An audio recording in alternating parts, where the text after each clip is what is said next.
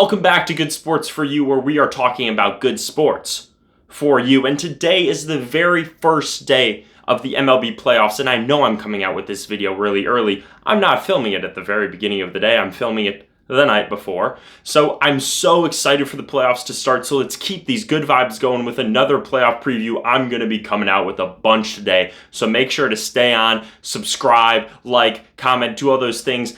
Turn the notification bell on so you can see all the playoff previews that I'm going to be having coming at you today, all right? So today we're going to be talking about the Boston Red Sox. And before we get into it, I want to talk to you a little bit about how I'm going to go about things. First thing I'm going to do is I'm going to give kind of my gut reaction about the squad, how I'm feeling, and then we're going to go through the good things, the okay things, and then the bad things about this team. Then we're going to go across the field, see who they have out there, and then we're going to go through the rotation, and then the bullpen, and then I'm going to give my final thoughts, summaries, and then some predictions. So let's hop right into it with the things that are really good about this Red Sox team. So to start off, they're 5th in team ERA, which is obviously fantastic. They're 4th in least home runs allowed. So both these things on the pitching side of things are fantastic. I mean, obviously you want a good team ERA. That's obvious. Garrett Crochet is playing a huge part in that because he has been a workhorse and he's been so good. And because he's been so good and putting in so many innings, obviously that has a huge impact on the squad. And not allowing home runs is so big in the playoffs. I've stressed this in every single one of the videos. Home runs in the playoffs hurt more than anything, and they're a huge determining factor on whether you make it to the World Series or not. So not allowing those home runs, I absolutely love for this Red Sox squad, and hopefully they can keep it up in the playoffs. Next, we're going to look a little bit at the batting. They're 7th in runs scored, they're 4th in batting average, they're 8th in on-base percentage, they're 9th in slugging, and that accumulates to 9th in OPS.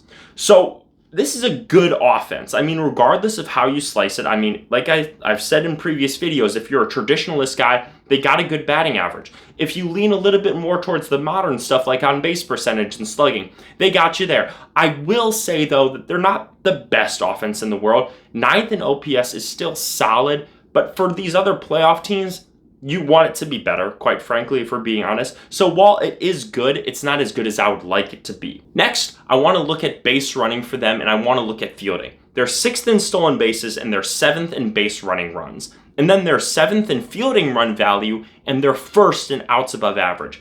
I kind of group these two things together because I feel that they're kind of the things around the margins, the things that you like to clean up on.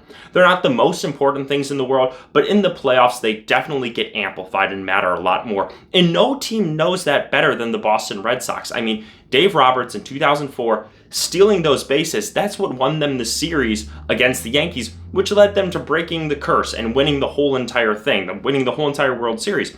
So I hope, honestly, for the sake of the fans everywhere, that the Red Sox take advantage of these stolen bases against the Yankees. Like, that would be so much fun if they just ran wild against this Yankees team in just this rivalry. I'm so excited for this series. Like, I literally cannot wait.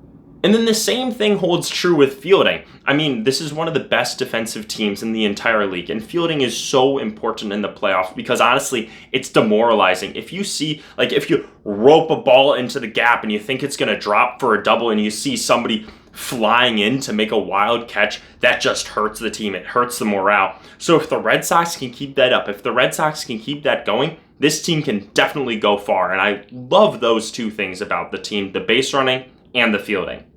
Next, we're going to look at things that are just kind of mediocre in between for this team. They're 17th in whip. They're 16th in opponent batting average. You don't love either of those things, quite frankly, for any playoff team. But, I mean, it is what it is. It could be better. It could be worse. I don't think there's a ton to talk about. They give up a decent amount of hits. They don't give up, an insane amount, but they don't give up barely any. So, I mean, that is what it is. They're 15th in home runs. That is one thing that I will emphasize, though. I have emphasized this in all my videos. Home runs, you gotta hit more. I just talked about this with their pitching staff. You need to hit home runs in the playoffs, and I don't think that 15th is going to cut it if you're trying to compete to win a World Series.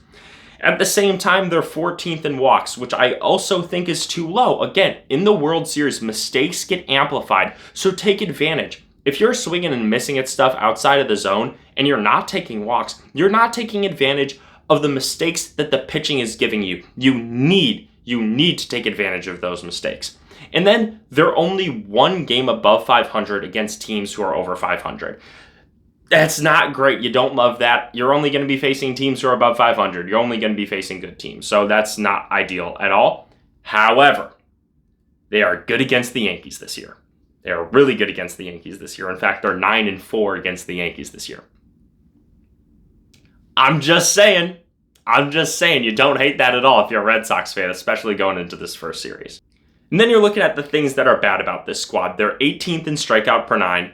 They're 19th in walks per 9, which leads to 23rd in the strike to walkout ratio. I was shocked when I saw that, honestly, because Garrett Crochet, I assumed would carry more. And also you have a Aroldis Chapman, which I thought would be better, but I guess not. And so that was surprising to me. Again, these are things that I just feel need to be cleaned up, quite frankly. As I said with their hitting, mistakes are amplified in the postseason. Walks are mistakes. Other teams will take advantage of you. That's just the way that it is. Looking over at the hitting side of things, the exact same thing is true. They are 8th most strikeouts hitting. You're swinging at pitches outside of the zone. I mean, clearly because you're not walking a lot and you're striking out a bunch. So something needs to change if this team wants to have success. You're going to be facing really good rotations. You need to do better. And now we're going to look at the lineup. And honestly, this Red Sox lineup is pretty good. It's pretty solid all the way around. At catcher, you have Carlos Narvaez. Basically a league average bat. He's a decent defender enough at the catching position. I think he has around 2 WAR this season, which is fine. Not a lot to talk about there. First base, you have Nathaniel Lau. That is not good, honestly. He came over from the Nationals, and he has been better since he's been with the Nationals. But you're looking at the numbers, and you're just not where they want you to be, and I don't think I love that. First base should be your premier offensive position, and he's not at that caliber. And in general, as a player, it's no knock on him, so I'm sorry, big dog. But, he's just not the best first baseman in the world. That's the way that it is. Speaking of not hitting well, at second base, you have David Hamilton. David Hamilton is a premier defender. He has positive WAR despite having a 63 OPS on the season. That's absolutely dreadful. So if you can get him to bat any better at all, his defense is so good that it's just a plus as a whole. We're going to talk a little bit about his replacement when we get to the bench players, but let's just say there are some guys that can make up for his lack of hitting and replacements that I'd be comfortable with. At third base, you have a guy that I'm sure you all know, Alex Bregman. Alex Bregman, he came over from the Astros, obviously. And this season, he started off really, really hot. He had a really good start to the season, but he has slowed down significantly. In September, he has a 640 OPS. You don't love that at all, but what you do love about him is how much playoff experience he has. And I know, the Astros playoff experience, bang, bang, bang, goes the trash can, you know what I'm saying?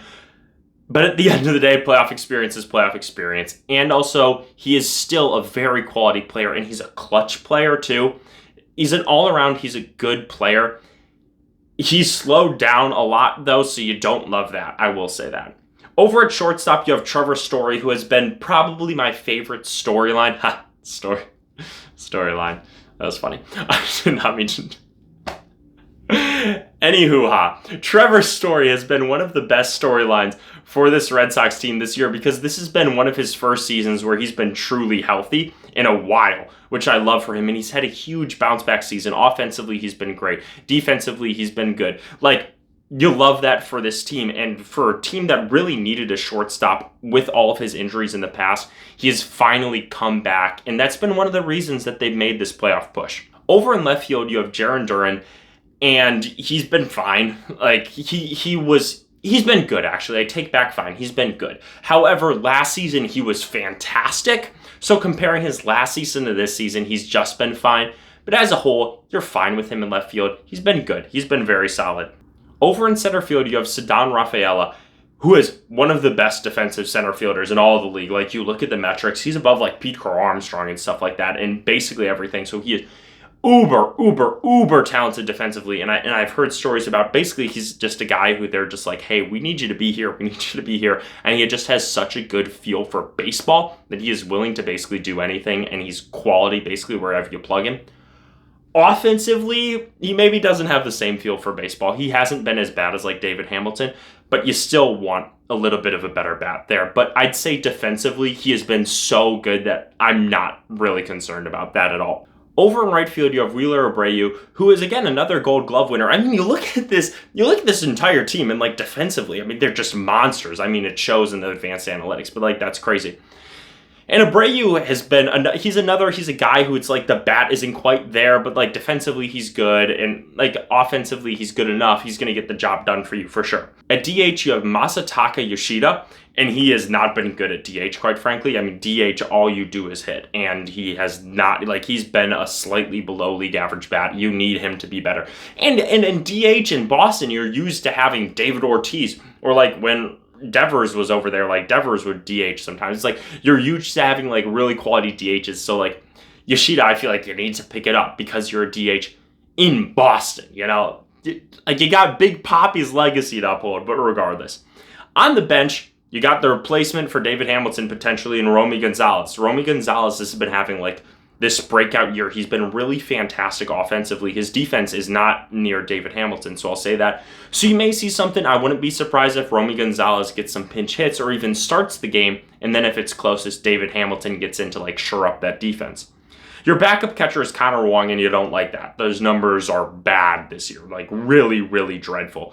So you want to make sure that Narvaez stays healthy. Then one of your backup outfielders is going to be Rob Refsnyder, and he would potentially fill in for Abreu. And I've heard them talking about it on like MLB, where he could potentially start in right field because he's really, really good against lefties. And I looked at the stats, and yeah, he's really good against lefties. This season, he has a 959 OPS against lefties this season.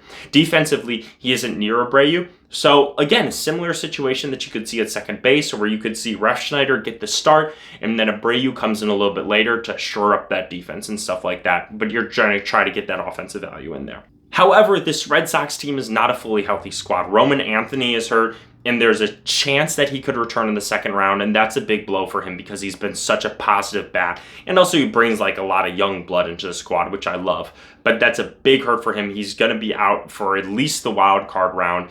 There's potential that he could come back in the later rounds, but we don't know for sure. It's kind of an unclear timetable, which really sucks for the squad.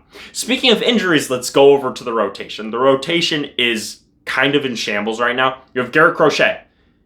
You need him to have a great game one against the Yankees. I mean, you need him to go probably at least 7. Because after that, you have Brian Bayo, he's a quality guy, but he's your 2, and he's had a 3.35 ERA this season. And then after that, you were supposed to have Lucas Giolito, and Lucas Giolito is hurt and off the wild card roster. And it kind of falls apart from there. You could potentially see Conley Early, who's had 4 big league starts in his entire career. He's been good in those 4 big league starts, don't get me wrong, but he only has 4. You have Peyton Toole, who's also a rookie and has not been good. You have Kyle Harrison, who is part of the Devers trade, and he's been shaky at best. So it's like, where do you go? Who's your 3? I wouldn't be surprised if Cora, who I think is a great manager, by the way, I wouldn't be surprised if Cora says, hey, we're going to start like a Kyle Harrison, and you're going to pitch like 3 innings, and then we're going to have the bullpen take up the rest of the slack if it gets to a game 3. So you need Garrett Crochet to really chuck, I think, in that first game. You need him to eat up innings, which he's been doing all season long. I'd love him to go 7, potentially 8. If we could get a complete game in game 1, that would be so cool. That would be incredible. Speaking of bullpen, Aroldis Chapman is the highlight of this bullpen. He is rocking a 1.17 ERA. He's having one of the best seasons of his illustrious career. Honestly, this season could potentially be the reason that he gets into the Hall of Fame. But aside from that, you have Greg Wessert, who's been having a really fantastic season as well. He has a sub-3 ERA. You have Garrett Whitlock, who's rocking a 2.25 ERA. Then you have Justin Wilson, who's rocking a 3.35. And you need these guys to really come up clutch because, like I said, this rotation is kind of in shambles right now. So I wouldn't be surprised, like I said, if this gets to a game 3, if this rotation is going to be leaned on heavy. Basically, just get to Chapman with the lead and you should be fine, but we'll see what happens. So when I'm looking at this team as a whole, there are some things that I like about it. I like their base running. I like their defensive metrics. I like their bullpen a lot. And there are some things you really don't like. You don't love their rotation right now. I mean, it's in shambles. So there are 2 questions when it comes down to it. It's 1, can they make it to the World Series? And 2, can they advance past the Yankees?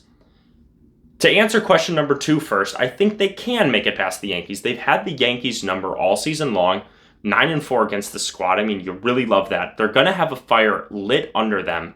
They're a team that like thrives on that mentality, it seems. Garrett Crochet can definitely go out and win you game one. And if you win game one, you have a way, way better chance to win that whole entire series. It's tough though because they don't have that guy. Like Aaron Judge is that guy. Aaron Judge can single-handedly win you a game. And he can win you a series just because his offense is that good. So I would say like I'm really torn. I'd say it's like a coin flip, maybe leaning slightly towards the Yankees just because I feel that they're like on paper they're just a better team. They just are. But I like the Red Sox, but I'd lean probably like 55 to 60% Yankees, and that's just the way that it is. But I think that it's really close. And if the Red Sox can somehow beat the Yankees, I think it's done after that. I don't think they make it past the Blue Jays. Like with Giolito, we don't really know if he's going to be back. Obviously, I'm hoping he is because injuries are just a part of the game and they're brutal and they suck. But if the rotation is going to be that depleted, I don't think that they stand a chance to make it any further because you can't have guys pitching on like 2 days rest. Like that's just not the way it is. And their rotation is not deep at all, which is a real bummer. And I don't think that their offense is enough to carry them that far. But hey, if you disagree with me, comment down below. I'd love to hear from it. And while you're at it, make sure to like, comment, and subscribe and do all those fun things for me. But this has been Good Sports for you. I hope you've enjoyed listening to me. I've enjoyed talking to you. Go out and enjoy the playoffs. This is going to be such a fun postseason. And like I said, first round Yankees, Red Sox, you do not get any better than that. But that's it for me, and I'm out. Peace.